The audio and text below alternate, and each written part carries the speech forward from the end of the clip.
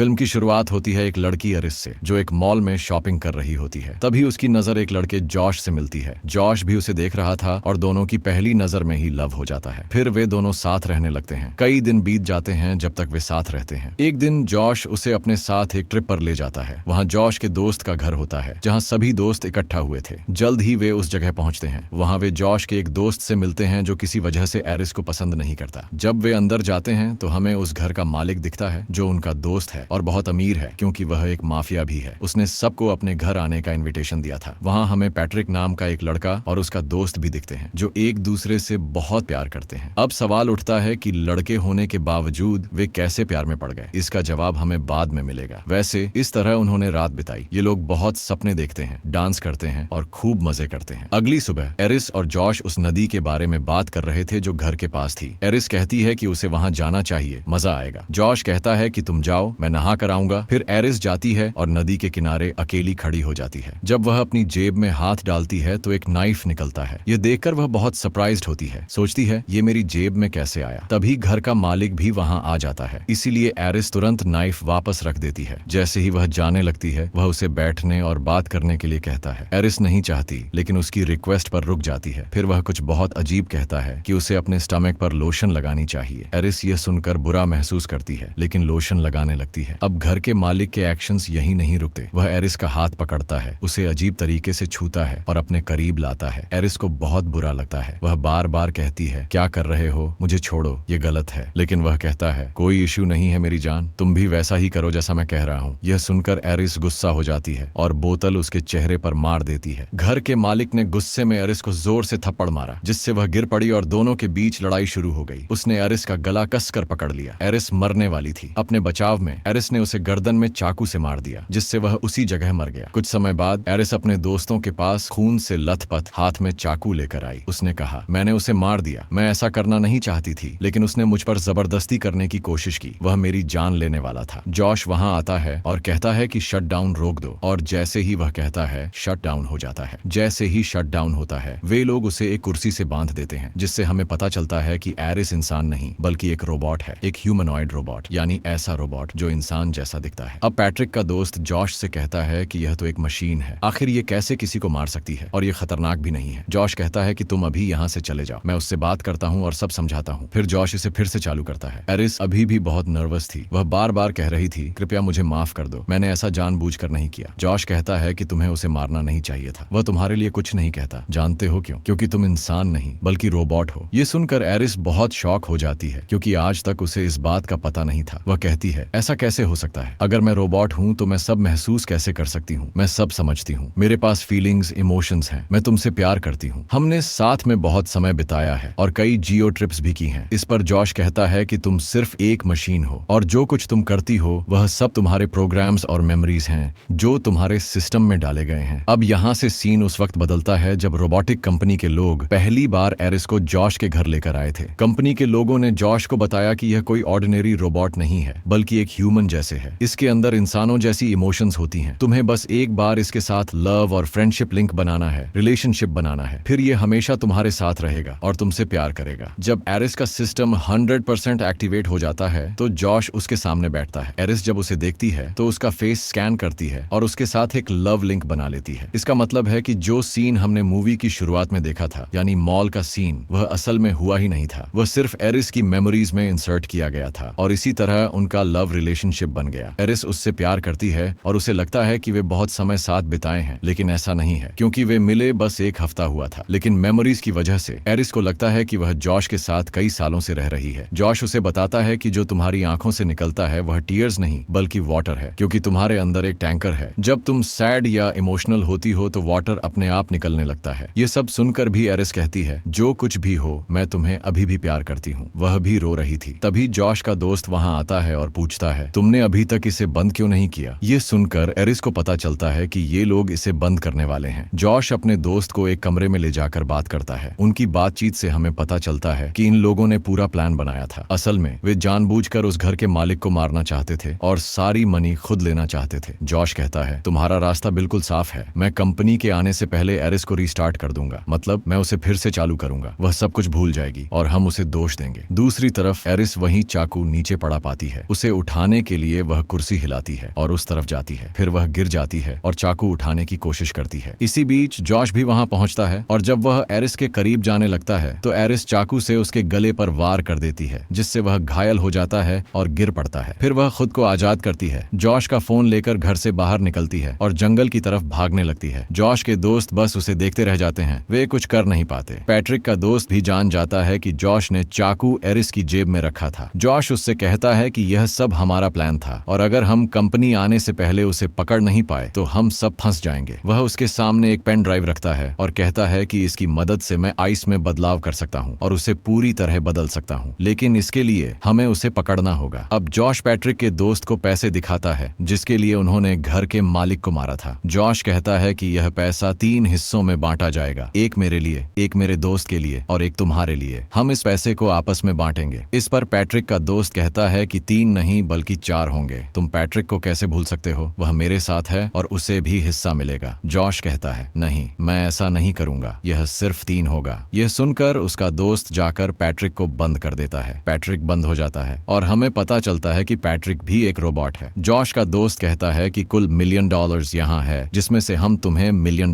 देंगे। तुम्हें बस हमारे साथ एरिस को ढूंढना है और पकड़ा नहीं जाना है। वह मान जाता है लेकिन कहता है कि मैं बंदूक रखूंगा क्योंकि एरिस बहुत डेंजरस है। इसके बाद वह पैट्रिक को भी चालू करता है। दूसरी तरफ हम देखते हैं कि एरिस जंगल के अंदर बहुत दूर आ गई है। जॉश के पास उसका फोन था और अच्छी बात यह थी कि उसे उसका पासवर्ड पता था। अब वह फोन चालू करता है, डिवाइस कंट्रोल में जाता है और सेटिंग्स बदलना शुरू करता है। वह इंटेलिजेंस ऑप्शन देखता है, यानी दिमाग की ताकत, जो कि 40% थी, लेकिन वह इसे 100% कर देता है। मतलब अब उसका दिमाग बहुत तेज काम करेगा और उसमें भी बदलाव आता है। चारों दोस्त जंगल में आ चुके थे। जॉश कहता है कि हमें 2-2 की टीम्स बनानी होंगी और अलग अलग जाकर एरिस को ढूंढना होगा क्योंकि हम उसे आसानी से पालेंगे। अब ये लोग खुद को अलग करते हैं और एरिस की तलाश शुरू करते हैं। जब एरिस ने पैट्रिक और उसके दोस्त को देखा तो वह तुरंत ही एक पेड़ के पीछे छिप गई और उनकी बात सुनने लगी। पैट्रिक का दोस्त उससे कहता है कि जॉश और उसका दोस्त बहुत गलत काम कर रहे हैं। हमने बहुत पहले से अपने दोस्त जो घर का मालिक है उसे मारने की साजिश रची थी, लेकिन मुझे इसके बारे में कुछ पता नहीं था। जॉश कहता है कि वह मुझे दोस्त समझता है, लेकिन यह सब झूठ है। अगर वह मुझे सच में दोस्त समझता तो मुझे जरूर बताता। जॉश ने एरिस का इस्तेमाल उसे मारने के लिए किया। उसने उसे खरीदा क्योंकि जॉश चाहता था कि एरिस की मदद से वह उसे मार सके, क्योंकि इससे उसका काम आसान हो जाता। और अब जब वह फंस चुका है तो मुझसे मदद मांग रहा है। यह सुनकर पैट्रिक कहता है, मैं भी तो एक रोबोट हूँ, है ना? तो क्या तुम मुझसे भी ऐसा ही करोगे? असल में उसे पता चल गया था कि वह रोबोट है। उसका दोस्त यह सुनकर हैरान हो गया। वह पूछता है, तुम्हें कैसे पता चला? पैट्रिक कहता है, दोस्त, मैं तुम्हारे साथ इतने दिनों से रह रहा हूँ, अब मुझे पता चला। और अब हम देखते हैं कि पैट्रिक और उसके दोस्त के बीच एक प्यार और दोस्ती का रिश्ता कैसे बना। दोनों की मुलाकात एक फेस्टिवल में हुई और उनके बीच गहरी दोस्ती हो गई। फिर उसका दोस्त कहता है, मैं चाहता हूँ कि तुम बेफिक्र रहो, मैं तुम्हारे साथ कोई गलत काम नहीं करूंगा क्योंकि मैंने तुम्हारे साथ रहकर सच में तुमसे प्यार कर लिया है। तुम बहुत अच्छे हो, मैं हमेशा तुम्हारे साथ रहना चाहता हूँ, तुम मेरे लिए सब कुछ करते हो। जब वे बातें कर रहे थे तभी एरिस का फोन बजा और दोनों को पता चल गया कि एरिस पेड़ के पीछे है। पैट्रिक का दोस्त अपनी गन निकालता है। एरिस भागने लगती है और वह गोली चलाता है, लेकिन सही निशाना नहीं लगाता। यह देखकर पैट्रिक का दोस्त दूसरी तरफ चला जाता है और जब एरिस आगे भाग रही थी वह सामने से आकर उसे पकड़ लेता है, जिस वजह से दोनों गिर पड़ते हैं और खींचे जाने लगते हैं। लेकिन उससे पहले कि वह फिर से एरिस पर गन से हमला करे, एरिस उसे पकड़ लेती है और दोनों के बीच लड़ाई शुरू हो जाती है। इसी बीच गन फ्रीज हो जाती है। गोलियां पैट्रिक के दोस्त को लगती हैं और वह वहीं पर मर जाता है। अब ये सब हो चुका था। पैट्रिक भी देख रहा था और जब जॉश और उसके दोस्त भी वहां पहुंचते हैं तो एरिस घर की तरफ भागती है। वह जॉश की हाईटेक कार में बैठती है और उसे लॉक कर देती है। तब तक जॉश भी वहां पहुंच चुका था और दरवाजा खोलने की कोशिश करने लगा, लेकिन कार नहीं खुल रही थी क्योंकि यह सिर्फ वॉइस कमांड से ही शुरू होती थी। जब एरिस ने जॉश की आवाज में कार को स्टार्ट करने को कहा तो आवाज मैच नहीं हुई। जॉश के पास कम समय था क्योंकि वह भी शीशा तोड़ने लगा था। अब एरिस ने अपना दिमाग लगाया, वह सेटिंग्स में गई और अपनी आवाज को जॉश जैसी बना लिया। जल्दी ही आवाज मैच हो गई और कार स्टार्ट हो गई और एरिस वहां से भाग निकली। लेकिन जॉश भी बहुत स्मार्ट था। वह तुरंत घर के अंदर गया। उसने घर के मालिक का फोन लिया और पुलिस को रिपोर्ट की कि उसकी कार चोरी हो गई है। जैसे ही रिपोर्ट दर्ज हुई, कार खुद ही रोड के किनारे रुक गई। फिर जॉश ने उसी फोन से कॉल किया और जब एरिस ने फोन उठाया तो जॉश ने कहा, कृपया वापस आ जाओ, मैं सब ठीक कर दूंगा। तुम एक रोबोट हो, इसलिए तुम्हें कोई सजा नहीं मिलेगी और अगर तुम इस पर उदास हो तो ठीक है, मैं तुम्हारे अंदर बदलाव करूंगा ताकि तुम सब कुछ भूल जाओ और हम फिर से साथ रहना शुरू करें। इस पर एरिस कहती है, बिल्कुल नहीं, अब मैं तुम्हारे ऊपर फिर से भरोसा नहीं कर सकती। तुमने मुझे घर के मालिक को मारने के लिए इस्तेमाल किया। पैट्रिक और उसका दोस्त जंगल में बात कर रहे थे और मैंने उनकी पूरी बातचीत सुन ली है। मैं यहाँ से दूर जाना चाहती हूँ। मैं तुम्हारे पास वापस नहीं आऊंगी क्योंकि अब मैं भी जीना चाहती हूँ। जैसे ही कॉल कटती है, जॉश पैट्रिक के पास दौड़ता है। वह अपने दोस्त का फोन लेता है और पैट्रिक में बदलाव करना शुरू करता है। उसकी एंगर 100% बढ़ा देता है। इस बदलाव के बाद वह पैट्रिक को रीस्टार्ट करता है। जब वह फिर से अपनी आंखें खोलता है तो इस बार जॉश उसके सामने होता है। तो अब प्यार दोस्ती में बदल जाता है और पैट्रिक अब जॉश से प्यार करने लगता है। जॉश उससे कहता है, तुम मेरे साथ रहना चाहते हो, है ना? तुम अलग नहीं रह सकते, है ना? लेकिन एरिस हमें अलग करना चाहती है। तुम्हें जाकर उसे रोकना होगा। जब एरिस कार का शीशा तोड़ रही थी तभी एक पुलिस ऑफिसर वहां आ जाता है। ये देखकर एरिस कार से बाहर निकल आती है। अब एरिस इस तरह से प्रोग्राम की गई थी कि वह झूठ नहीं बोल सकती। जब ऑफिसर उससे पूछता है, तुम यहाँ क्या करने आई हो, तो वह कहती है, पास में एक घर है, हम सब दोस्त वहाँ मस्ती कर रहे थे। अफसर को पता था कि वो घर किसका है, इसलिए वह एरिस से कहता है, मेरे साथ चलो, मैंने तुम्हें उस इंसान के साथ सुरक्षित छोड़ा था। ये सुनकर एरिस कहती है, मैंने उसे मार दिया है और अब मेरा दोस्त मुझे मारना चाहता है, इसलिए मैं उनके पास वापस नहीं जाना चाहती। इसी बीच पैट्रिक वहाँ आता है। वह ऑफिसर पर हमला करता है। पहले उसे मारता है, फिर बुरी तरह से हत्या कर देता है। फिर जॉश का फोन लेता है, एरिस को शट डाउन करता है और उसे लेकर वापस आता है। अब जब जॉश की दोस्त देखती है कि मामला गंभीर है तो वह सारा पैसा पैक करने लगती है। वह जॉश से कहती है, मैं यहाँ से जा रही हूँ, अब तुम इस मामले को सुलझाओ। जॉश कहता है, तुम मुझे अकेला नहीं छोड़ सकती। मैंने घर के मालिक की जिंदगी तुम्हारे लिए दी है और अब तुम्हें भी मेरे साथ रहना होगा, समझ गई? लेकिन वह नहीं सुनती, जिद करके यहाँ से जाने लगती है। जॉश उसे रोकने की कोशिश करता है। जब वह नहीं मानती तो जॉश पैट्रिक से उसे रोकने को कहता है और तुम जानते ही हो कि पैट्रिक ने कैसे उसे रोका, क्योंकि उसकी एंगर 100% थी। वह उसके पेट में छुरा घोंप देता है जिससे वह गंभीर रूप से घायल हो जाती है। तेज खून बहने लगता है और जल्द ही वह मर जाती है। अब उसकी लाश को छुपाने के बाद जॉश फिर से एरिस को ऑन कर देता है। जॉश ने एरिस के हाथ कुर्सी से बांध दिए थे, इसीलिए अब वह कुछ भी कर नहीं सकती थी, चाहे चाहे कितना भी चाहे। जॉश कहता है, मैं तुम्हें सिर्फ रीस्टार्ट करना चाहता था, तुम्हारे अंदर चेंजेस करके, ताकि तुम्हारे सेव्ड डेटा डिलीट हो जाए, लेकिन अब मुझे लगता है कि तुम्हें खत्म करना ही बेहतर होगा। एरिस, जिसकी ब्रेन पावर 100% थी, कहती है, मुझे सब पता है तुम्हें क्या पसंद है और क्या नहीं। वह और भी कई बातें कहती है जो सिर्फ जॉश के दिमाग में चल रही थी। इससे जॉश को पता चलता है कि उसका ब्रेन कितना तेज काम कर रहा है, इसीलिए वह उसकी इंटेलिजेंस को 0 कर देता है। मतलब उसका दिमाग पूरी तरह से बंद हो जाता है। अब वह जॉश के कंट्रोल में आ चुकी थी। जॉश के कहने पर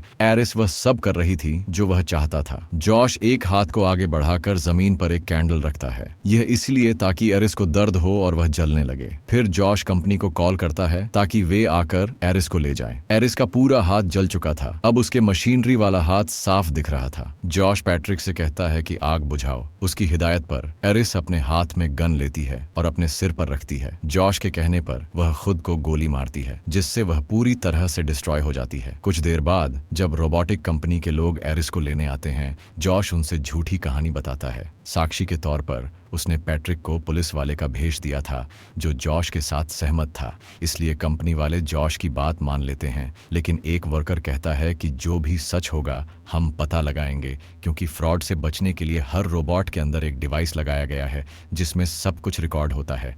और अच्छी बात यह है कि वो डिवाइस रिकवर किया जा सकता है क्योंकि गोली एरिस के सिर पर लगी थी और वो डिवाइस उसके कमर के पीछे लगा होता है। यह सुनकर जॉश बहुत टेंस हो जाता है क्योंकि अगर डिवाइस रिकवर हो गया तो उसकी सारी सच्चाई सबके सामने आ जाएगी। कंपनी वाले एरिस को अपनी वैन में डालकर उसे रीस्टार्ट प्रोसेस के लिए लेकर जाने लगते हैं, लेकिन उससे पहले पैट्रिक उनके सामने आ जाता है। वह ड्राइवर को गोली मार देता है और मार देता है। दूसरा आदमी डरकर जंगल की तरफ भाग जाता है अपनी जान बचाने के लिए। जैसे ही एरिस का रीस्टार्ट पूरा होता है वह जाग जाती है। जंगल में पैट्रिक भी दूसरे वर्कर के पास पहुंच चुका था और उसके पास बंदूक में गोलियां खत्म हो चुकी थीं, इसलिए वह उसे हाथ से मारना शुरू कर देता है। इसी बीच एरिस भी वहां पहुंच जाती है। वह पैट्रिक पर अटैक करती है, लेकिन उससे कोई फर्क नहीं पड़ता, बल्कि वह एरिस को थप्पड़ मारता है और उसे गिरा देता है, फिर अटैक करना शुरू कर देता है। तब एरिस कहती है कि जॉश ने तुम्हारी मेमोरीज इरेज कर दी हैं। वह तुम्हारा दोस्त नहीं है, बस तुम्हें यूज कर रहा है जैसे उसने मुझे किया। तुम्हारा असली दोस्त जिसे तुम प्यार करते थे उसकी मौत हो चुकी है। तुम कोशिश करो याद करने की कि जॉश तुम्हारा प्यार नहीं है। अब जब पैट्रिक के दिमाग पर दबाव पड़ता है तो वह धीरे धीरे याद याद करता है कि हाँ, मेरा वो दोस्त जो मैं प्यार करता था वह मर चुका है। ये सदमा सहन नहीं कर पाता और अपनी जान ले लेता है। अब एरिस कंपनी के एक और वर्कर से मदद मांगती है। फिर वह वर्कर उसके अंदर वो चेंजेस करता है जो एरिस चाहती थी। फिर एरिस जॉश के पास जाती है। वह उसे अपने फोन से शट डाउन करने की कोशिश करता है, लेकिन वह शट डाउन नहीं हो रहा था क्योंकि वर्कर ने एरिस के अंदर बदलाव कर दिए थे। इन बदलावों के बाद अब कोई भी उसे कंट्रोल नहीं कर सकेगा। एरिस इस बात से खुश है। अब एरिस जॉश पर बंदूक तानती है। जॉश कहता है, तुम मुझे नहीं मारोगी क्योंकि तुम मुझसे प्यार करती हो, है ना? ये सुनकर एरिस फिर से उसके बातों में आ जाती है, लेकिन फिर भी वह उस पर अटैक कर देती है। जॉश उसे पकड़ता है और यहाँ वहाँ मारने लगता है। फिर कहता है, मुझे पता है तुम्हें कैसे कंट्रोल करना है। उसके हाथ में बंदूक थी और वह एरिस को उसी जगह मारने वाला था जहाँ उसका डेटा सेव्ड है, लेकिन उसे पता नहीं था कि एरिस के हाथ में भी वेपन है। बिना समय गवाए एरिस उसे सिर में चाकू मारती है, जिससे वह वहीं मर जाता है। इसके बाद हम देखते हैं कि एरिस अपनी जिंदगी में बहुत खुश है। वह बहुत अच्छा जीवन बिता रही है। अब कोई उसके ऊपर राज नहीं करता, कोई उसे कंट्रोल नहीं करता। वह पूरी तरह से फ्री है। जो चाहे वह कर सकती है। सारा पैसा लेकर और एक शानदार कार लेकर वह कहीं और खुश रहने के लिए चली जाती है। वह आशा करती है कि उसकी नई जिंदगी बहुत खुशहाल होगी। और इसी के साथ इस फिल्म की कहानी समाप्त होती है। वीडियो अंत तक देखने के लिए धन्यवाद दोस्तों। आज के वीडियो में हमने कंपेनियन फिल्म की कहानी देखी, जिसमें था रहस्य, प्यार और कई ट्विस्ट। अगर आपको वीडियो पसंद आया हो तो लाइक करना न भूलें और अपने दोस्तों के साथ जरूर शेयर करें। हमारे चैनल फिल्मी इनसाइट हिंदी को सब्सक्राइब करें और बेल आइकन दबाएं ताकि नए वीडियो की नोटिफिकेशन मिलती रहे। याद रखें, इंसान हो या मशीन, प्यार और एहसास हमेशा सबसे बड़ी ताकत होते हैं। अपने आप पर विश्वास रखें और जिंदगी की हर लड़ाई जीतने की कोशिश करें।